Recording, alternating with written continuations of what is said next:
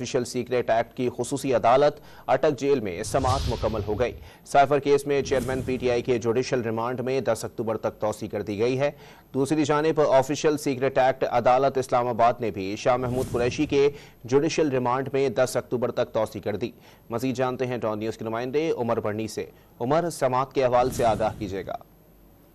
जी बिल्कुल, खसूसी अदालत के जज अबुल हसनात मोहम्मद जुल्करनैन की जानिब से चेयरमैन PTI और साबिक वजीर खारजा शाह महमूद कुरैशी के खिलाफ साइफर केसेस की समाअत की। चेयरमैन PTI के खिलाफ केस की समाअत अटक जेल में हुई, जबकि शाह महमूद कुरैशी के खिलाफ जो साइफर केस की समाअत थी वो जुडिशल कॉम्प्लेक्स इस्लामाबाद में हुई। अदालत की जानिब से इन कैमरा समाअत की गई और समाअत के बाद दोनों जो मुल्जिमान थे चेयरमैन PTI और शाह महमूद कुरैशी, उनके जुडिशल रिमांड में 10 अक्टूबर तक तौसी कर दी है और दोनों मुल्जिमान को 10 अक्टूबर तक जेल भेजने का हुक्म दिया गया है। जी, बहुत शुक्रिया उमर बर्नी अपडेट करने के लिए।